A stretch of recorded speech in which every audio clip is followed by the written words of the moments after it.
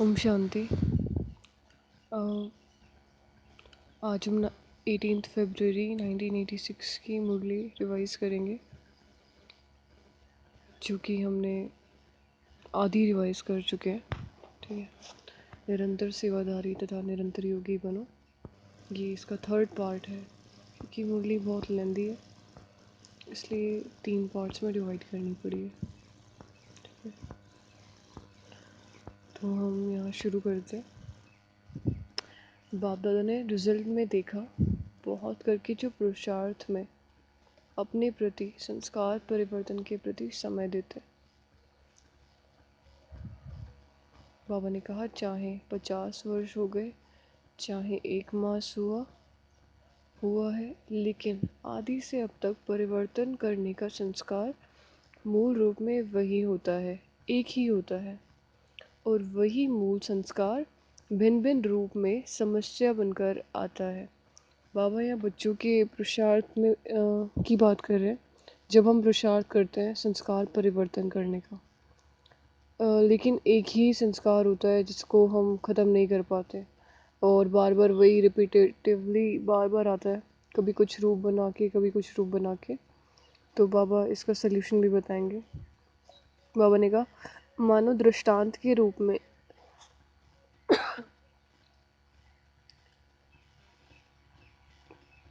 किसका बुद्धि के अभिमान का संस्कार है, किसी का घृणा भाव का संस्कार है, वह किसी का दिल शिकस्त होने का संस्कार है। संस्कार वही आदि से अब तक भिन्न भिन्न समय पर इमर्ज होता रहता है। चाहे 50 वर्ष लगा है, चाहे 1 वर्ष लगा है। इस कारण उस मूल संस्कार को जो समय प्रति समय भिन्न भिन्न रूप में समस्या बन करके आता है, उसमें समय भी बहुत लगाया है, शक्ति भी बहुत लगाई है। तो ये बाबा बच्चों की स्थिति के बारे में बता रहे कि एक ही संस्कार के प्रति समय भी बहुत दिया है और शक्तियाँ भी बहुत लगाई है, पर वो ख़त्म नहीं हो पाया।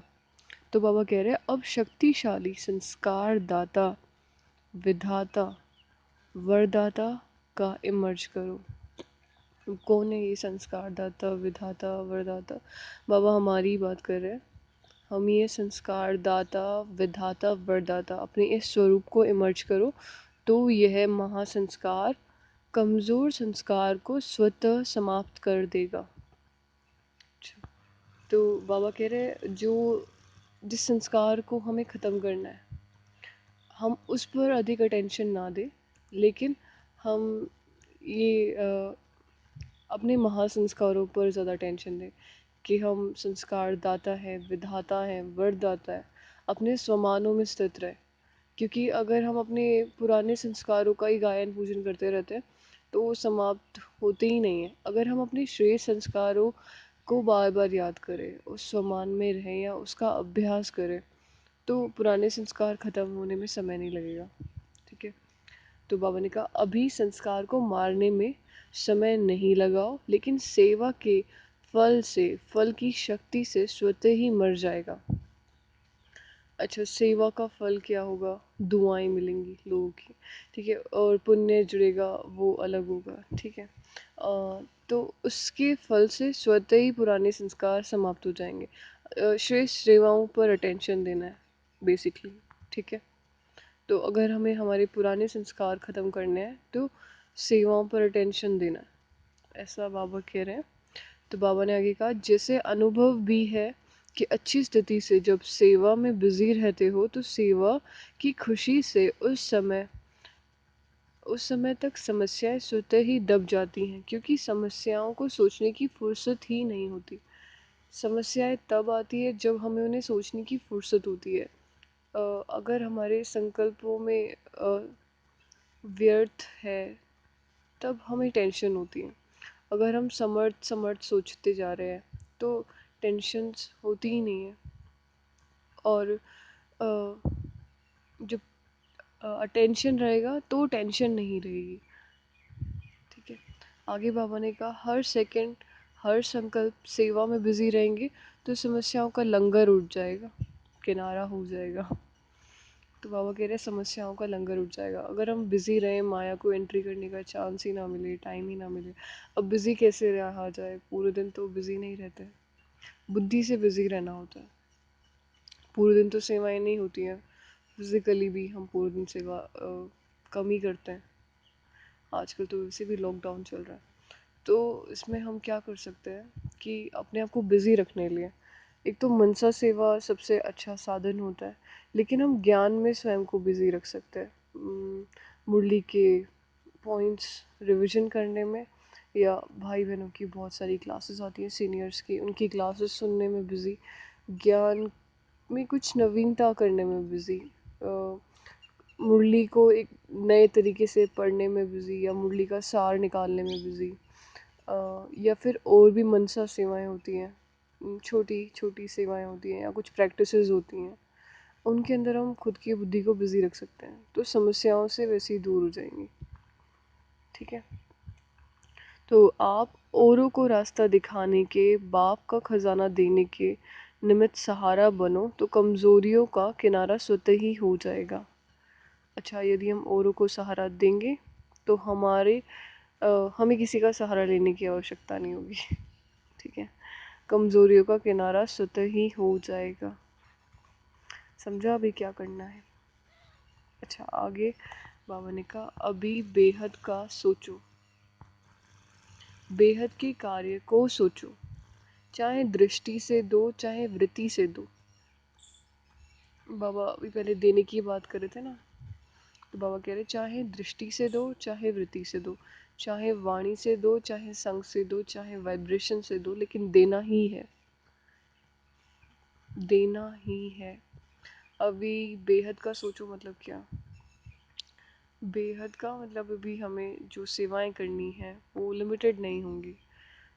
जैसे केवल ये नहीं, केवल हमें हमारी जोन में सेवा करनी है, जोन से नीचे केवल हमें एक जिस गांव में सेंटर है, जिस सिटी में सेंटर है, केवल वहाँ के आसपास के लोगों की सेवा करनी है, या फिर वहीं प्रोग्राम्स करने हैं।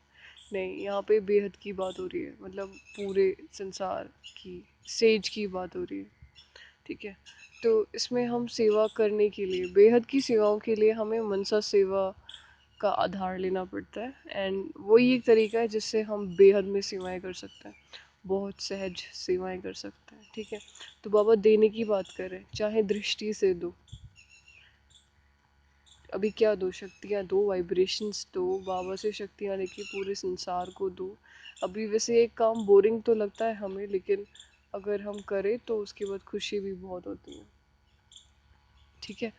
तो चाहे दृष्टि से दो चाहे वृत्ति से दो, वाणी से है तो हम देते ही हैं, चाहे वाणी से दो चाहे संग से दो, कोई संग में आता है तो उससे भी देते हैं, चाहे वाइब्रेशन से दो। तो ये बाबा बुद्धि को तो स्वतः ही बिजी कर रहे हैं। कुछ समय ही नहीं रहेगा कुछ सोचने लिए, हर चीज़ में हमें कुछ ना कुछ, कोई ना कोई को देना ही देना है। ठीक है।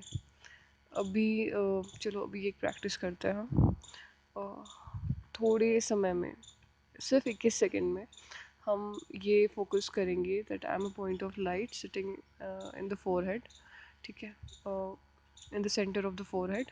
और बाबा से जो आज तक मैंने शक्तियाँ ली हैं, या बाबा ने जो अभी तक मुझे अपनी शक्तियाँ दी हैं, क्योंकि बाबा कहते हैं मैंने अपनी सारी शक्तियाँ आपको दे दी हैं, तो अभी वो सारी शक्तियाँ हम पूरे संसार में एक एक आत्मा को दान कर देंगे, पूरे संसार की सब आत्माओं को। अ, आप खाली नहीं होंगे लेकिन वो शक्तियाँ इमर्ज हो जाएंगी। ठीक है। तो ऐसा हम जस्ट फॉर 21 सेकेंड करेंगे। ठीक है। तो शुरू करें, क्या करना है? मैं आत्मा हूँ, संसार में सभी भाई बहनें मेरी आत्माएं हैं, और मुझे बाबा से सारी शक्तियाँ मिली हुई हैं। मैं मास्टर गॉड अपनी सारी शक्तियाँ अपने सभी बहन भाइयों को दे देता हूँ। ठीक है। जस्ट फॉर 21 सेकेंड हमें ये अपनी सारी शक्तियाँ सबको दे देनी है। ठीक है। So let's start.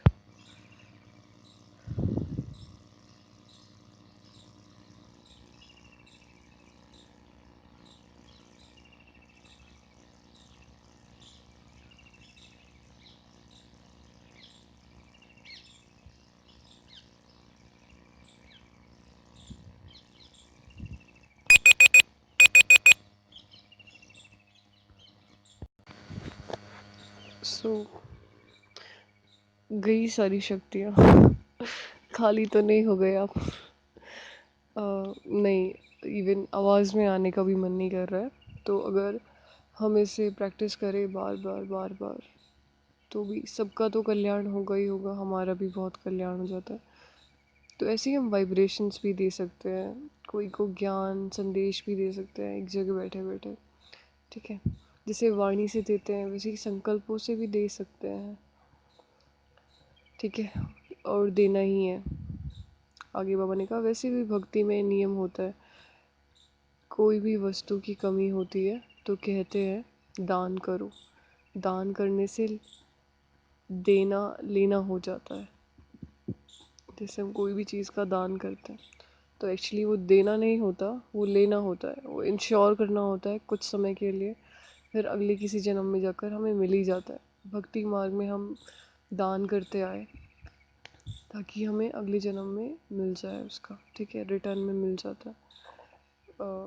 ऐसे ही हम यहाँ कर रहे हैं। यहाँ हम जो वाइब्रेशंस देंगे, जो भी शक्तियाँ बांटेंगे, वही हमारी शक्तियाँ बन के हमेशा के लिए इकट्ठी हो जाएंगी, हमारे आने वाले 84 जन्मों में हमारे ही काम आएंगी। ठीक है, तो कोई और चीज़ के लिए नहीं, लेकिन हमें खुद के कलेक्शन के लिए तो ये करना ही चाहिए। तो समझा गोल्डन जुबली क्या है? सिर्फ मना लिया यह नहीं सोचो, सेवा के 50 वर्ष पूरे हुए, अभी नया मोड़ लो। छोटा बड़ा, एक दिन का व 50 वर्ष का, सब समाधान स्वरूप बनो। तो ये बाबा ज्ञानी बच्चों की बात कर रहे हैं, जो बच्चे 50 वर्ष से हैं या उससे कम वर्ष से ज्ञान में हैं, लेकिन सबको समाधान स्वरूप बनना है। ठीक है, समझा क्या करना है? वैसे भी 50 वर्ष के बाद जीवन परिवर्तन होता है। गोल्डन जुबली अर्थात परिवर्तन जुबली, संपन्न बनाने की जुबली। अच्छा, तो सदा विश्व कल्याणकारी, समर्थ रहने वाले, सदा वरदानी, महादानी स्थिति में स्थित रहने वाले, सदा स्व की समस्याओं को औरों प्रति समाधान स्वरूपन सहज समाप्त करने वाले, हर एक हर समय हर संकल्प को सेवा में समर्पण करने वाले, ऐसे रियल गोल्ड विशेष आत्माओं को, बाप समान श्रेष्ठ आत्माओं को बाप दादा का याद प्यार और नमस्ते। हमें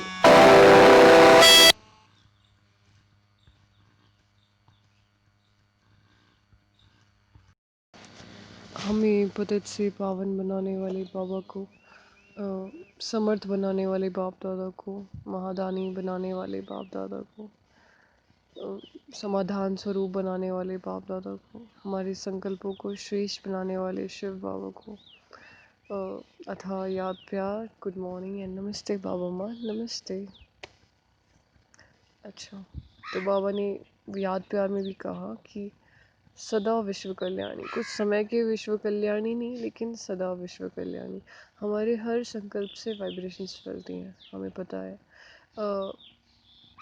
तो हम सदा विश्व कल्याणी हैं। हर संकल्प से फैलने वाली वाइब्रेशंस विश्व का कल्याण करती हैं। तो हमें चेक करना है हमारे हर समय संकल्प अच्छे तो चलते हैं ना, कहीं ऐसा ना हो कि हम रावण राज्य की वृद्धि के लिए संकल्पों द्वारा योगदान दे रहे हो। ठीक है, नहीं, लेकिन सत्य की स्थापना करने के लिए हमारा योगदान हो।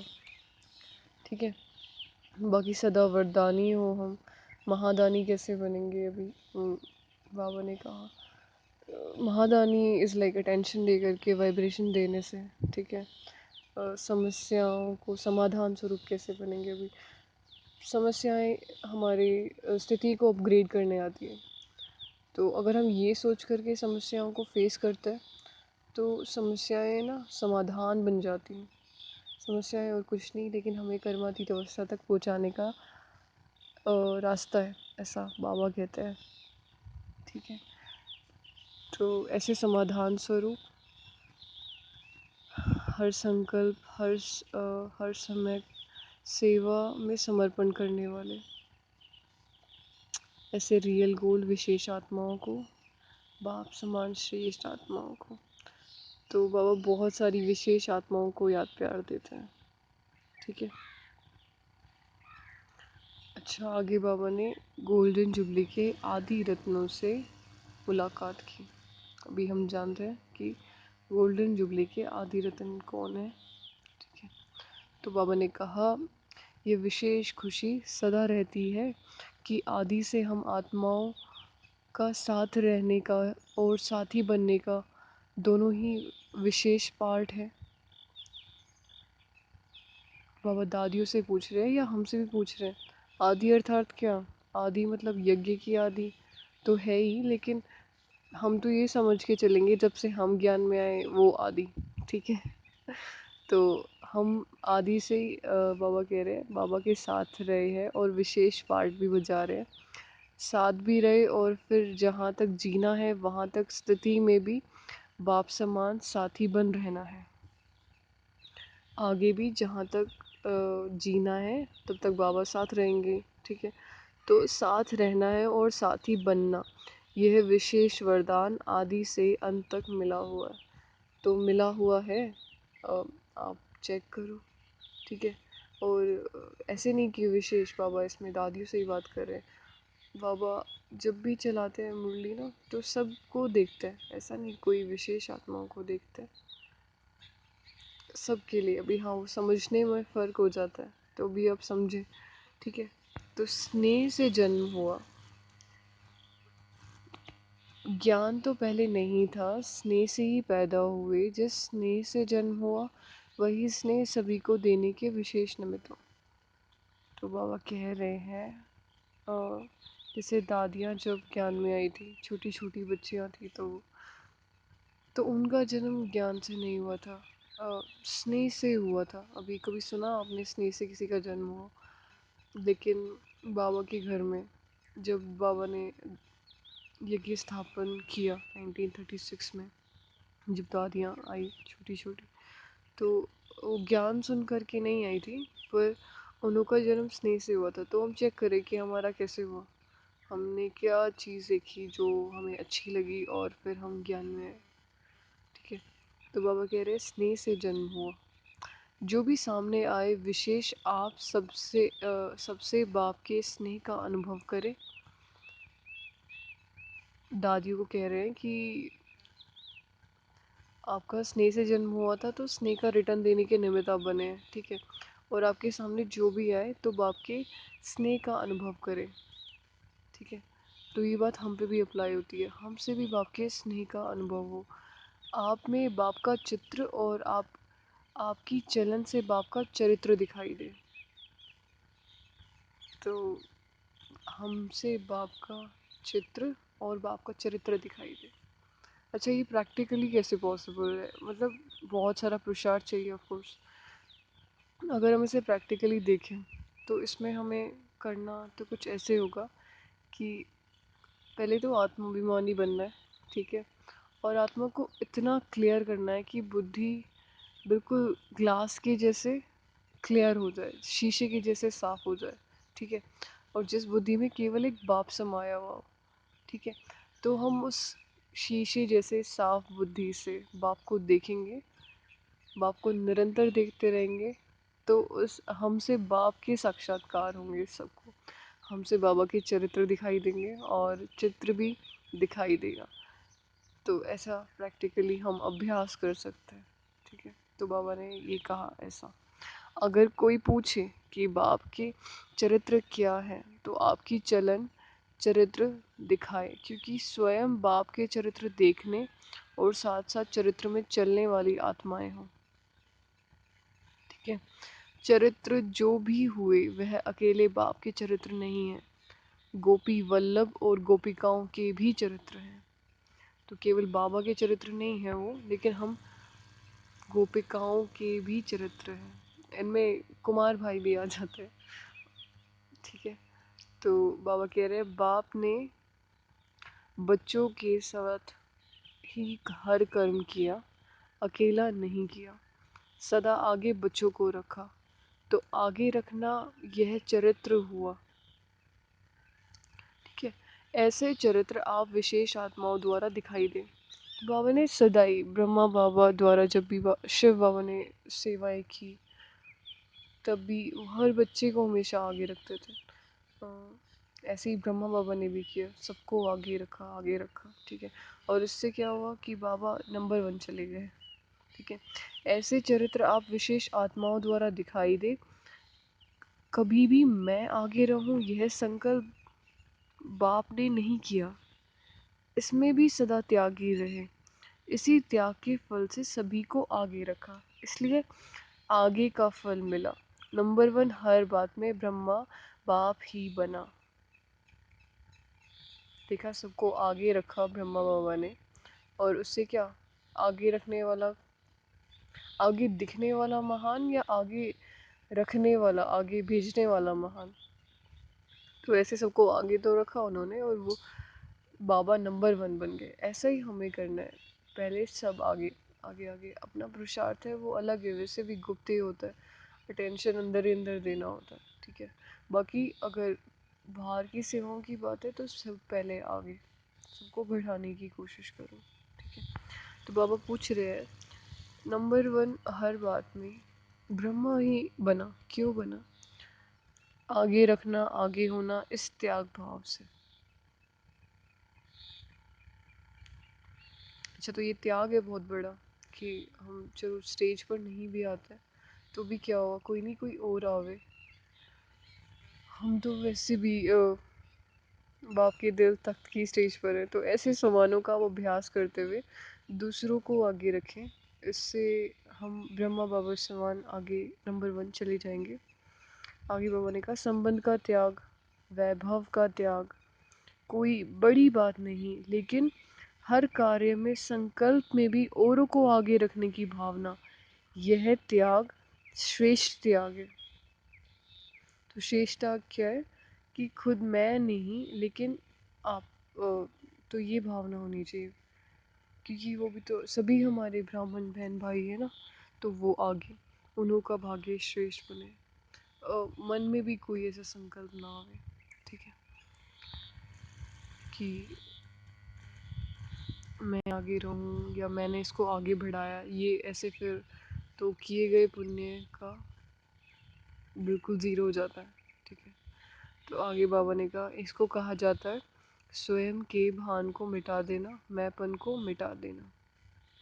तो मैंपन तो एक वैसी बहुत बड़ा टॉपिक है, इस पर तो बहुत लंबी चौड़ी क्लास भी करवाई जा सकती है। सूक्ष्म मैंपन होता है, पता नहीं चलता ये मैंपन कब आ जाता है। कोई भी सेवा हम अच्छी करके आते हैं, हमें पता है हम निमित्त बन के करके आए, हम बोलेंगे हम निमित्त है, निमित्त है, निमित्त है, लेकिन फिर भी निमित्त तो मैं हूँ ना, मैं निमित्त हूँ, उसमें मैंपन सूक्ष्म रूप से कहीं ना कहीं से प्रवेश कर जाता है, ठीक है। तो इसमें बहुत ज़्यादा अटेंशन देने की ज़रूरत है मैंपन को समाप्त करने के लिए। तो डायरेक्ट पालना लेने वालों में विशेष शक्तियाँ हैं, डायरेक्ट पालना की शक्तियाँ कम नहीं हैं, वहीं पालना भी औरों को भी औरों की पालना में प्रत्यक्ष करते चलो। अच्छा, तो बाबा यहाँ ये दादियों से कह रहे हैं, हमसे भी कह रहे हैं, डायरेक्ट पालना लेना अर्थात सीधा बाप से जुड़े होना, ठीक है। जैसे अगर हमें कुछ भी शेयर करना है तो हम डायरेक्ट बाबा से करते हैं, शक्तियाँ हम डायरेक्ट बाप से लेते हैं, योग हमारा डायरेक्ट शिव बाबा से ही लगता है, तो वो हो जाता है डायरेक्ट पालना लेना। तो ये हम पे भी अप्लाई कर सकते हैं। वैसे बाबा दादियों के लिए भी कहते हैं कि उन्होंने डायरेक्ट पालना ली, ठीक है।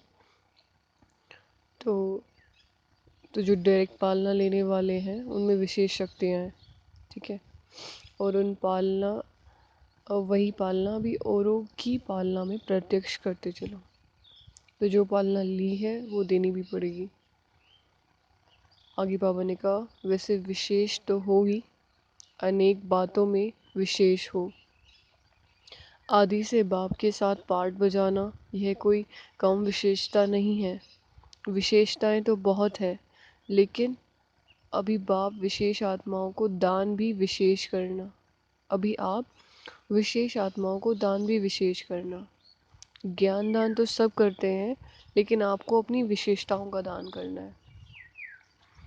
तो यहाँ बाबा विशेषताओं का दान करने लिए कह रहे हैं। बाबा दादी जानकी जी को कहते हैं हमेशा ही कि वो गुणों का दान करती हैं और इसीलिए वो नंबर 1 है। उन्होंने गुणों का दान सबसे अधिक किया है। तो गुणों का दान सबसे बड़ा दान है, ऐसे ही बाबा कह रहे हैं यहाँ पे विशेषताओं का दान करो। तो विशेषताएं ज्ञान दान से भी बड़ी है, विशेषताओं का ज्ञान ज्ञान दान से भी बड़ा है। ठीक है, आगे बाबा ने कहा बाप की विशेषताएं सो आपकी विशेषताएं, तो उन विशेषताओं का दान करो। जो विशेषताओं के महादानी हैं वे सदा के लिए महान रहते हैं, चाहे पूज्यपन में चाहे पुजारीपन में, सारे कल्प में महान रहते हैं। तो बाबा कह रहे हैं संगम युग पर जो अपनी विशेषताओं का दान करता है, जैसे हमें जो भी विशेषता है अगर हम उनका दान करते हैं तो वो पूरे कल्प के लिए हमारी विशेषताएं बन जाती हैं। चाहे हम पूज्य हों चाहे पुजारीपन में हो, ठीक है, सारा कल्प महान रहता है। जैसे ब्रह्मा बाप को देखा अंत में सभी कलयुगी दुनिया के हिसाब में भी महान रहा ना। जैसे ब्रह्मा बाबा उनकी जो संस्कार थे कलयुग के अंत में भी, जैसे वो दादा लेखराज के रूप में जब पाठ बजा रहे थे तब भी उनके संस्कार इतने महान थे कि किसी देवता से कम नहीं थे। उनका अपने बिजनेस को लेकर के बहुत ऑनेस्ट होना और उनकी भक्ति भाव, उनकी रॉयलिटी सब बहुत महान थी। हालांकि वो कल्प के अंत में है और हम कलयुगी दुनिया में, लेकिन उनके संस्कार तब भी वैसे नहीं थे। ठीक है, जैसे दादियाँ सुनाती हैं, दादी ब्रजेंद्र सुनाती हैं, तो उनसे पता लगता है कि बाबा के संस्कार अंत में भी कैसे थे। तो जैसे ब्रह्मा बाप को देखा अंत में भी कलयुग की दुनिया के हिसाब से भी महान रहा ना, तो आदि से अंत तक ऐसा महादानी महान रहता है। अच्छा, आपको देखकर सब खुश हुए तो खुशी बांटी ना। बाबा ये गोल्डन जुबली की बात कर रहे हैं। तो हमें जब वो गोल्डन जुबली हुई तब बच्चे आए थे, उन्हें देखकर सब खुश हुए तो खुशी बांटी ना। तो बहुत अच्छा मनाया, सबको खुश किया और खुश हुए। बाप दादा विशेष आत्माओं के विशेष कार्य पर हर्षित होते हैं। स्नेह की माला तो तैयार है ना, पुरुषार्थ की माला, संपूर्ण होने की माला, वह तो समय प्रति समय प्रत्यक्ष हो रही है। ठीक है, आगे बाबा ने कहा जितना जो फरिश्ता संपूर्ण अनुभव होता है वह समझो माला मणका माला में पिरोता जाता है। जो समझते हैं स्वयं को हम फरिश्ता स्वरूप संपूर्ण अनुभव कर रहे हैं, वो माला में पिरोए जाते हैं। ठीक है, तो वह समय प्रति समय प्रत्यक्ष होते रहते हैं। लेकिन स्नेह की माला तो पक्की है ना, बाकी तो बहुत सारी मालाएं बनेंगी, लेकिन स्नेह की माला तो पक्की है ना। स्नेह तो सबका है बाप से, और उसमें भी हमारा ऊंचा नंबर होना चाहिए। जैसे बाबा कहते हैं कि बाप के स्नेह में तो कोई डिफरेंस नहीं होता, लेकिन बच्चों के स्नेह में डिफरेंस हो जाता है। बाबा तो सबसे आखिरी मनके से भी उतना ही प्यार करते हैं जितना पहले मनके से करते हैं। लेकिन फ़र्क इस बात का होता है कि हमारा उस मणके का कितना प्यार है बाप से। ठीक है, तो नंबरवार भी हम हमारे प्रेम में होते हैं, बाकी बाबा का प्रेम तो सबके लिए इक्वल है। तो वो थी स्नेह की माला, तो वह भी समय प्रति समय प्रत्यक्ष होते रहते हैं। लेकिन स्नेह की माला तो पक्की है ना। स्नेह की माला की मोती सदा अमर है, अविनाशी है। जिनका बाप से स्नेह है वो सदा ही निश्चय बुद्धि होंगे, सदा अमर है, कभी बाप को छोड़ के नहीं जाएंगे। स्नेह में तो सभी पास मार्क्स लेने वाले हैं। अच्छा, सिर्फ बाबा पास मार्क्स की बात कर रहे हैं, लेकिन पास विद ऑनर होना है, सिर्फ पास से तो काम नहीं चलेगा। ठीक है, बाकी समाधान स्वरूप की माला तैयार होनी है। अच्छा, यहाँ पे समाधान स्वरूप की बात कर रहे हैं बाबा। समस्या स्वरूप का अपोजिट होता है समाधान स्वरूप। तो समाधान स्वरूप की माला भी तैयार होनी है और एक लंबे समय के समाधान स्वरूप से थी हमें समाधान स्वरूप की माला का मणका बनाएगी। ठीक है। बाकी बाबा ने कहा संपूर्ण अर्थात समाधान स्वरूप, जो संपूर्ण होते हैं वो समाधान स्वरूप होते हैं। जैसे ब्रह्मा बाप को देखा समस्याएं ले जाने वाला भी समस्या भूल जाता था, क्या लेकर आया और क्या लेकर के गया। जब बाबा की कर्मातीत अवस्था होनी थी 1969 के आसपास, तब बच्चे अपने एक्सपीरियंसेस सुनाते थे कि बाबा के पास जाते हैं, बहुत सारे क्वेश्चंस लेकर जाते हैं, लेकिन बाबा के सामने जाते ही सब भूल जाते हैं। तो जो आत्मा संपूर्णता तक पहुंचने वाली होती है या संपूर्ण होती है, उनके आसपास जाने पर आत्मा अशरीरी अनुभव करते हैं। ठीक है। तो सारी समस्याएं भूल जाते हैं वहाँ पे जा कर के। तो बाबा कह रहे हैं क्या लेकर आया और क्या लेकर गया, यह अनुभव किया ना। समस्या की बातें बोलने की हिम्मत नहीं रही, क्योंकि संपूर्ण स्थिति के आगे समस्या जैसे कि बचपन का खेल अनुभव करते थे, इसलिए समाप्त हो जाती थी। इसको कहते हैं समाधान स्वरूप। तो समझा किसे कहते हैं समाधान स्वरूप। जब भी समाधान स्वरूप वर्ड याद आवे तो बाबा की अंतिम अवस्था, ब्रह्मा बाबा की अंतिम अवस्था, कोई क्वेश्चंस नहीं होंगे बुद्धि में, हमारे भी नहीं, हमारे सामने जो आएगा उसके भी नहीं, और समाधान स्वरूप ही संपूर्ण होना है। ठीक है। एक एक समाधान स्वरूप हो जाए तो समस्याएं कहाँ जाएंगी। बाबा कह रहे हैं आधा कल्प के लिए विदाई समारोह हो जाएगा। तो समस्याओं का विदाई समारोह करना है। ठीक है। सभी समाधान स्वरूप समय प्रमाण तो होंगे ही, बाकी हमें पुरुषार्थ तो अभी करना पड़ेगा। ठीक है। अभी तो विश्व की समस्याओं का समाधान ही परिवर्तन है। अच्छा, विश्व की समस्याओं का समाधान ही परिवर्तन है। और ये विश्व की समस्याओं का समाधान कैसे होगा। अभी संसार में तो हर कोई समस्याओं में है, छोटी बड़ी कोई ना कोई समस्याएं तो रहती है। तो उनको हम वाइब्रेशंस देते हैं, उन समस्याओं से लड़ने के लिए शक्ति देते हैं, जिससे समस्याएं समाप्त हो जाती हैं। तो यही परिवर्तन हो जाएगा। बाबा कह रहे हैं विश्व की समस्याओं का समाधान ही परिवर्तन है। ठीक है। तो क्या गोल्डन जुबली मनाई, मोल्ड होने की जुबली मनाई। जो मोल्ड होता है वह जिस भी रूप में लाने चाहो उस रूप में आ सकता है। मोल्ड होना अर्थात सर्व का प्यारा होना। अच्छा, हमें मोल्ड होना है। ऐसा नहीं जैसे आयरन होता है, लोहा तो बहुत स्ट्रिक्ट होता है, मुड़ता नहीं है। हमारा जो नेचर होता है, स्वभाव हमारा मोल्ड होने वाला होना चाहिए, एडजस्टेबल। तो जो मोल्ड होते हैं वो सर्व के प्यारे होंगे कि कोई भी परिस्थिति में कहीं भी एडजस्ट कर लेते हैं। ऐसे बहुत स्ट्रिक्ट नहीं है कोई भी चीज़ को लेकर के। ठीक है। तो नियम मर्यादाओं को लेकर के तो बहुत स्ट्रिक्ट होना है। बाबा की श्रीमत जो है अवज्ञा नहीं करनी उसकी, उसको लेकर के ऐसे नहीं उसमें मोल्ड हो जाए, लेकिन और बाकी चीज़ों में मोल्ड। ठीक है। त्याग की भावना होनी चाहिए। बाकी तो बाबा की आज्ञाओं को लेकर के मोल्ड नहीं होना। ठीक है। सबकी नज़र फिर भी निमित्त बनने वालों पर रहती है। अच्छा, तो यहाँ पे बाबा कह रहे हैं कि निमित्त तो भले ही बाबा बनते हैं, बाबा बनाते हैं, लेकिन सबकी नज़र, संसार में सबकी नज़र तो हम पे रहती है। कहते हैं ना कि ब्रह्मा कुमारी बहनें बहुत अच्छा काम करती हैं, भाई बहनें सच में बहुत अच्छा काम करते हैं। कोई ये कहता है कि शिव बाबा बहुत अच्छा काम करते हैं? नहीं ना, क्योंकि अभी हम प्रत्यक्ष होते हैं इसलिए। तो बाबा कहते हैं सबकी नज़र हम पे रहती है। तो वरदान है श्रेष्ठता के आधार पर समीपता द्वारा कल्प की श्रेष्ठ प्रारब्ध बनाने वाले विशेष पाठधारी भव। श्रेष्ठता के आधार पर समीपता द्वारा कल्प की श्रेष्ठ प्रारब्ध बनाने वाले विशेष पाठधारी भव।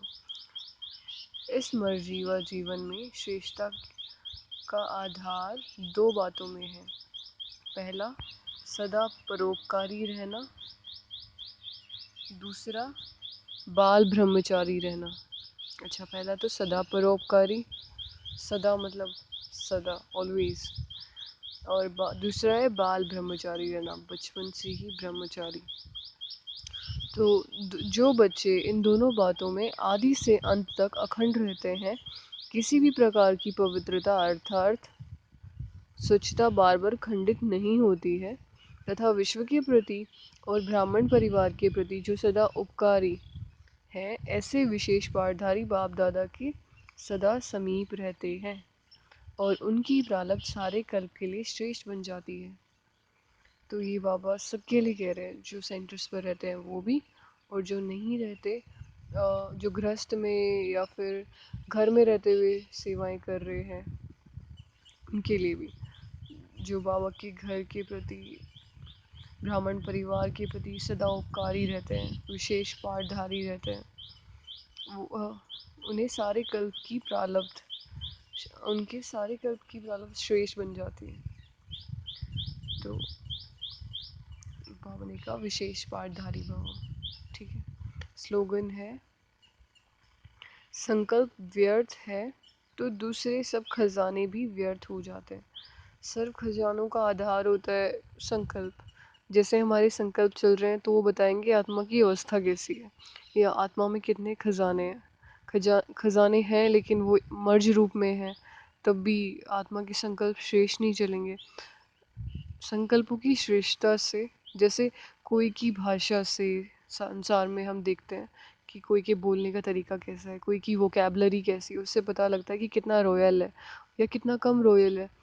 बाकी ऐसे ही आत्मा के संकल्पों की श्रेष्ठता से, आत्मा के संकल्प कैसे चल रहे हैं, उनका हर चीज़ को या सिचुएशंस को लेकर के सोचने का तरीका क्या है, इससे आत्मा की श्रेष्ठता के बारे में पता चलता है। इसलिए अगर संकल्प व्यर्थ है तो सब खजाने भी व्यर्थ हो जाते हैं। तो समझा? अच्छा, ये थी मुरली बाबा की, निरंतर योगी निरंतर सेवाधारी। बाकी अभी हम ख़त्म करते हैं इसको। अच्छा, ओम शांति एंड विकअप। बहुत कम समय रहा है तो प्लीज़ पुरुषार्थ करो। अच्छा, ओम शांति।